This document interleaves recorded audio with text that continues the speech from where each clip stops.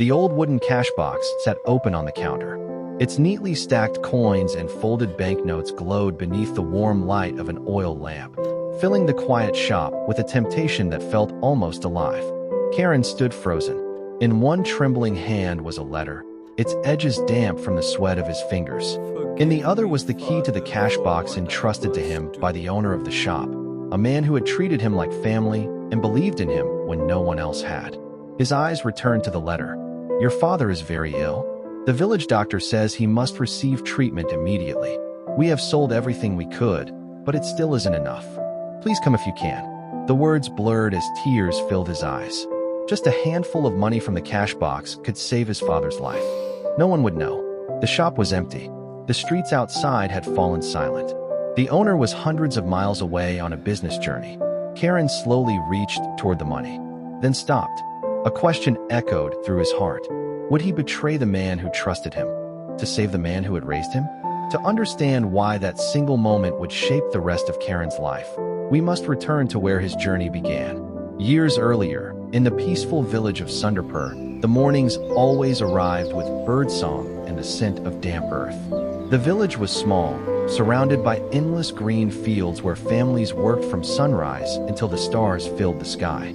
Among them lived Karan and his father, Raghav. Their tiny mud house had little to offer besides a woven sleeping mat, a clay stove, and a wooden table that had been repaired so many times it seemed to tell its own story. Life was never easy. Some harvests barely produced enough food to feed them. During the dry season, there were days when father and son shared a single meal without complaint. Yet despite their poverty, the people of Sundarpur respected Raghav deeply, not because he owned land, not because he had wealth, but because his word was worth more than either. One evening, after a long day in the fields, Karan sat beside his father beneath a large banyan tree overlooking the golden rice fields. The setting sun painted the sky with shades of orange and crimson. Raghav picked up a smooth stone from the ground and placed it in his son's hand. "What do you feel?" he asked.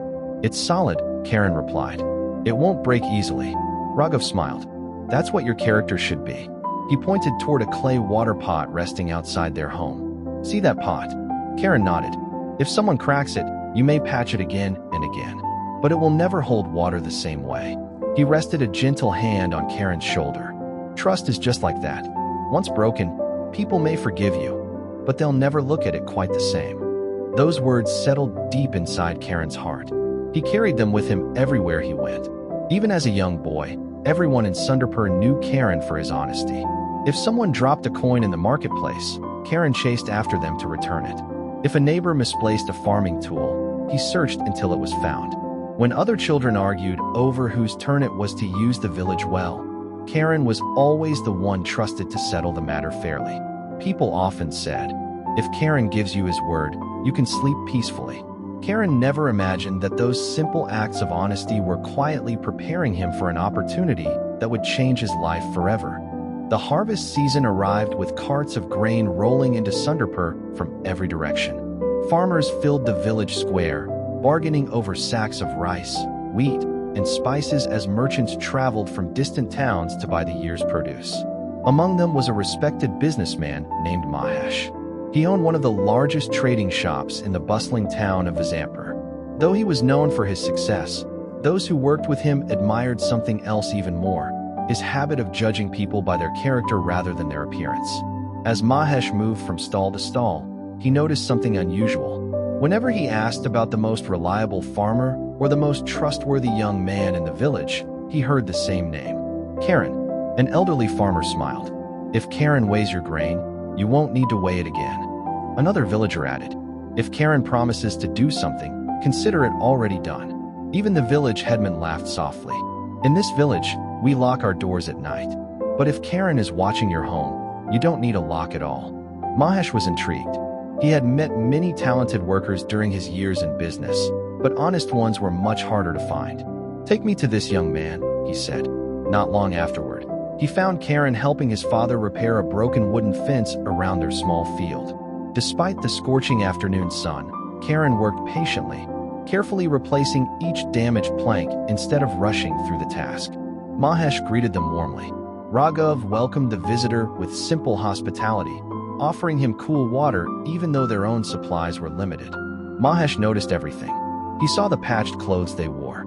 He saw the cracked walls of their humble home. Most importantly, he saw that despite having so little, neither father nor son complained. After introducing himself, Mahesh turned to Karan. "I've heard many people speak highly of you today," he said. "Tell me, what do you hope for in life?" Karan lowered his eyes respectfully before answering. "I only want enough to care for my father and live honestly. If I can do that, I will consider myself successful." The answer caught Mahesh by surprise. Most young men would have spoken of riches, land, or power. Instead, Karan spoke of responsibility. Mahesh smiled. "I believe a man who values honesty can learn almost anything." He paused before continuing. "I own a trading shop in Visampur. I need someone I can trust, not merely someone who can count money."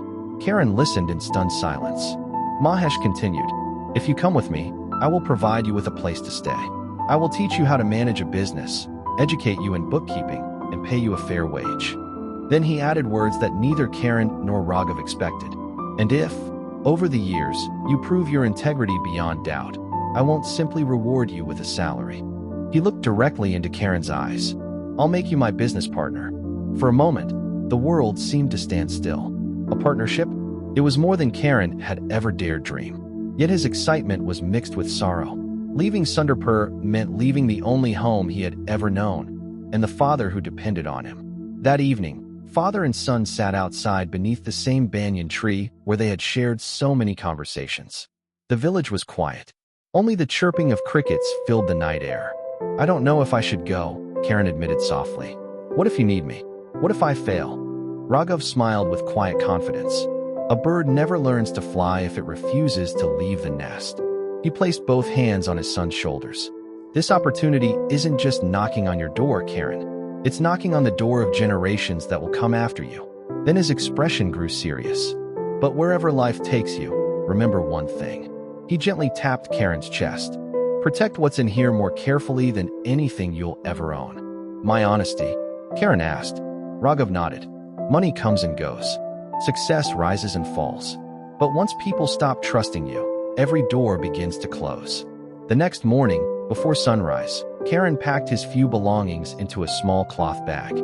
With tears in his eyes, he embraced his father one last time before climbing onto Mahesh's wagon. As the wheels rolled away from Sundarpur, Karan looked back until the village disappeared beyond the fields.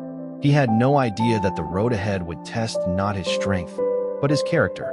The journey to Visampur took 2 days. For Karan, every mile felt like he was stepping into a different world. The quiet sounds of birds and rustling fields were replaced by the constant noise of horses pulling carts, merchants calling out their prices, children weaving through crowded streets, and blacksmiths hammering glowing iron. Everything moved faster than he had ever imagined. Mahesh's trading shop stood on the busiest street in town.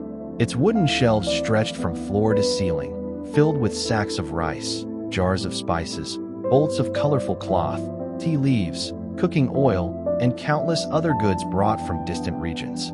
Customers came and went from sunrise until late evening. Karan had never seen so many people in one place. "You'll get used to it," Mahesh said with a reassuring smile as he showed him a small room above the shop. "This will be your home now." The room was simple: a bed, a wooden desk, a wash basin, and a single window overlooking the marketplace. But to Karan, it felt like a palace. Still, when night came, loneliness crept in. He missed the sound of his father's voice. He missed the breeze across the rice fields. He missed Sundarpur. Many nights, he unfolded the few letters his father sent and read them over and over until sleep finally came. But each new morning, Karan reminded himself why he had come. Not to chase wealth, to build a better future. Mahesh wasted no time teaching him the business. Karan learned how to calculate prices, organize inventory, keep detailed records, and recognize quality goods. At first, the endless numbers confused him, and more than once he made mistakes while recording sales. Instead of scolding him, Mahesh simply smiled. "Every expert was once a beginner," he would say. "Learn from your mistakes, but never repeat them." Karan took those words to heart.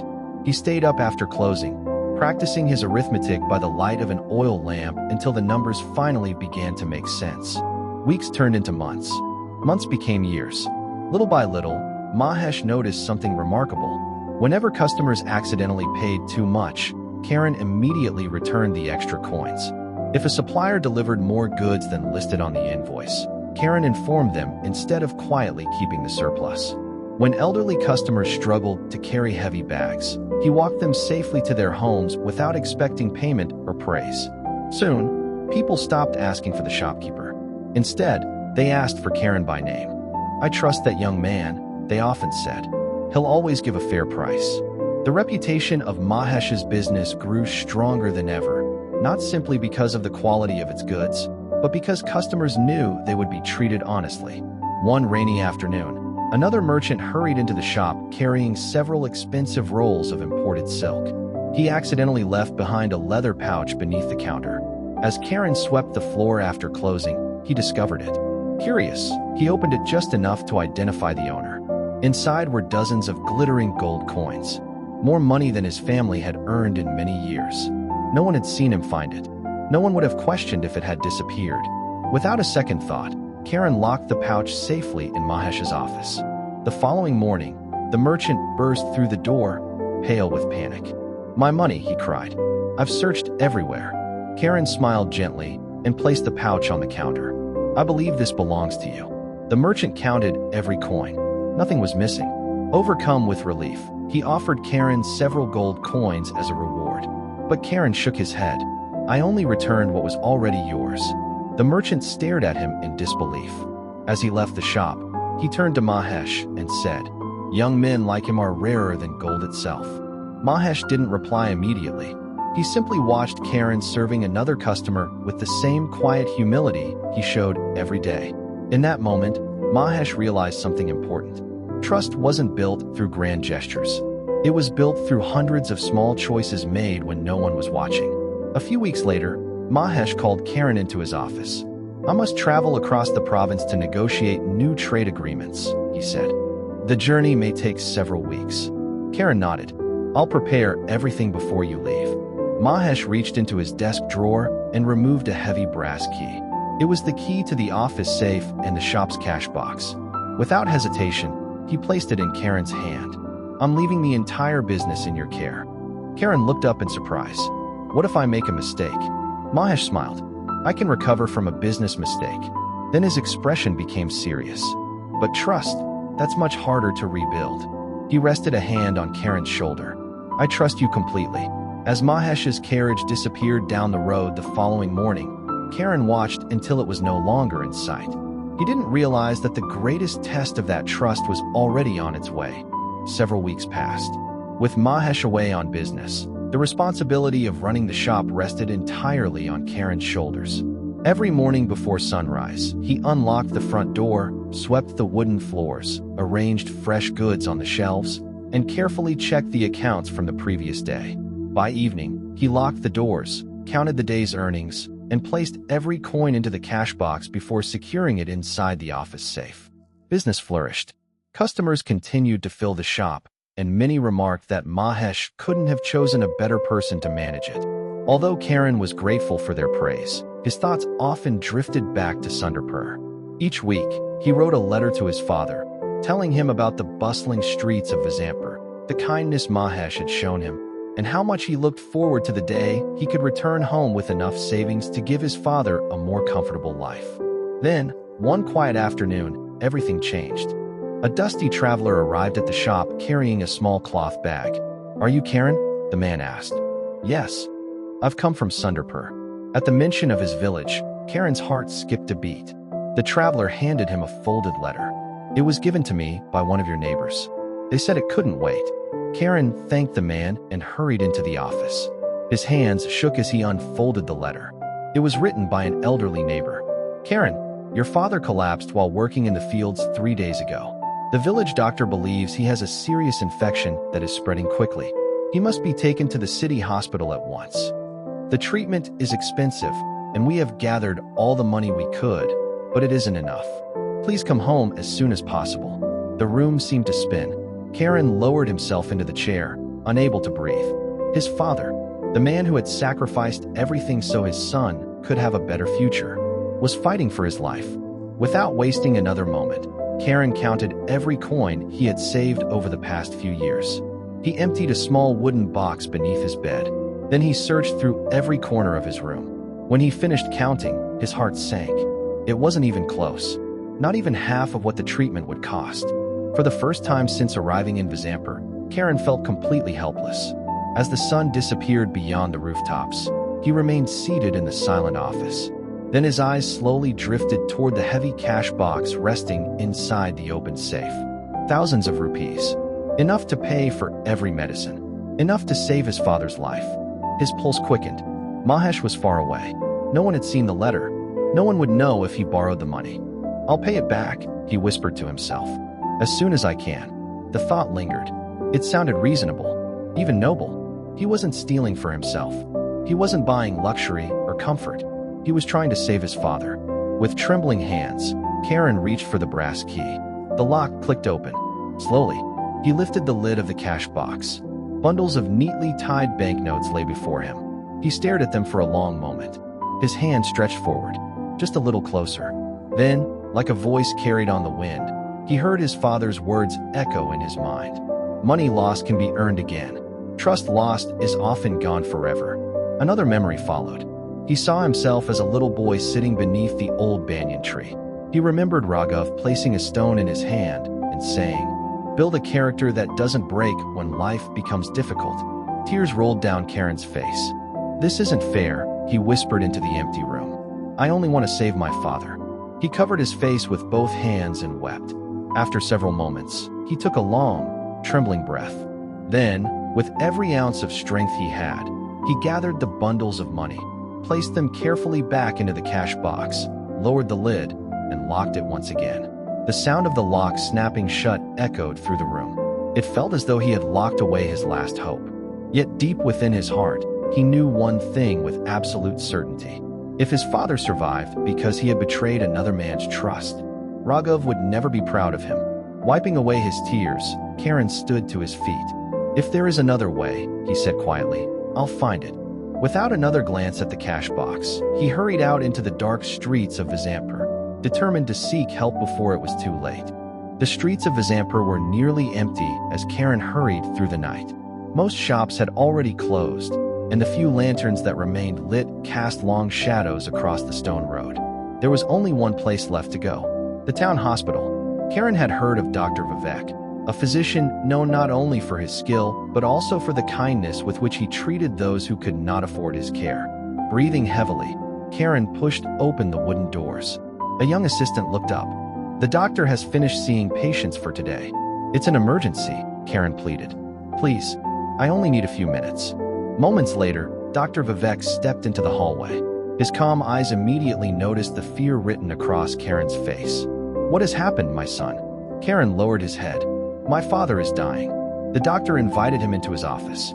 Instead of hiding anything, Karan told him the entire story, from his father's illness to the money locked inside Mahesh's cash box.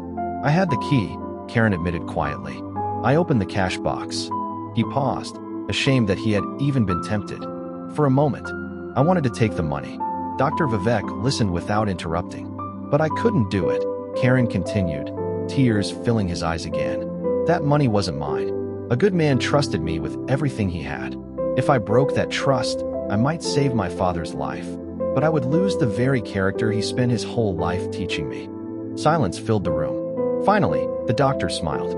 "In all my years," he said softly, "I have treated wealthy men who lacked honor and poor men who possessed riches that money could never buy." He stood and walked to a cabinet. Opening a drawer, he removed a small leather pouch and placed it on the desk. "There is enough here to begin your father's treatment." Karan stared at it in disbelief. I can't promise when I can repay you." Dr. Vivek smiled warmly. "I'm not investing in your money, Karan." He gently pushed the pouch toward him. "I'm investing in your integrity." Overcome with gratitude, Karan bowed deeply. "Thank you," he whispered. "I'll never forget this." The very next morning, Karan traveled back to Sundarpur. The treatment began immediately. For days, he hardly left his father's bedside. Slowly, the fever broke. Color returned to Raghav's face. Within weeks, he was sitting outside their little home once again, enjoying the morning sunshine. One afternoon, After he had regained his strength, Karan finally confessed everything. He told his father about the cash box, about the temptation, about the sleepless night, and about the choice he had made. Raghav listened quietly. When Karan finished, his father reached over and held his hand. "You've given me a greater gift than life itself," he said. "You proved that the lessons I taught you had truly taken root." A few weeks later, Karan returned to Vizampur. He expected nothing more than to continue managing the shop. When Mahesh arrived from his journey, he called Karan into the office. "I've heard everything," he said. Karan's heart sank. For a moment, he feared someone had misunderstood what had happened. Before he could explain, Mahesh smiled. "Dr. Vivek and I have known each other for many years." Karan looked up in surprise. "He wrote to me," Mahesh continued. "He told me about the choice you faced." The room fell silent. "I gave you the keys because I believed you were trustworthy." He paused. "You proved that your integrity is stronger than your circumstances." Mahesh opened a drawer and removed a small brass key. It looked almost identical to the one Karan already carried. He placed it gently into Karan's hand. "This key doesn't open the cash box." Karan looked at him, confused. "It opens the office that belongs to my business partner." Karan's eyes widened. "What?" Mahesh smiled. "I promised that if you proved your integrity beyond doubt, one day you would stand beside me, not behind me." He extended his hand. "From today, Karan, this business belongs to both of us." For a moment, Karan couldn't speak. The frightened village boy who had once left Sundarpur with nothing but a small cloth bag now stood as the partner of one of the most respected merchants in the region. Not because he was the smartest, not because he was the strongest, but because he had protected something more valuable than gold. Years passed. The little shop grew into several successful businesses. People often asked Karan the secret behind his success. Some expected him to speak about hard work. Others thought he would mention clever investments. Instead, he would smile and tell them the story of a frightened young man, an unopened cash box, and a promise that was never broken. Then he would say, "Money can build a business. Talent can earn success. But trust is the foundation that holds everything together. Lose your money, and you can earn it again. Lose your reputation, and you may spend the rest of your life trying to rebuild what was broken." As his own children listened beside him, Karan repeated the same lesson his father had once shared beneath the old banyan tree. Always remember, a promise is worth more than gold. If Karan's journey inspired you today, remember this. True success isn't measured by the wealth you collect, but by the character you protect. If you believe honesty and integrity still matter in today's world, take a moment to like this video. It helps this story reach more people who may need this reminder. Share this video with someone who values trust as much as you do. And in the comments, answer this question. What would you have done if you were in Karan's place? Would you have taken the money to save your father, or protected the trust that had been placed in you? I'd love to read your thoughts. Finally, if you enjoy uplifting stories filled with powerful life lessons, subscribe and turn on the notification bell so you never miss our next inspiring journey. Until next time, remember, your greatest treasure isn't what you own, it's the kind of person you choose to be.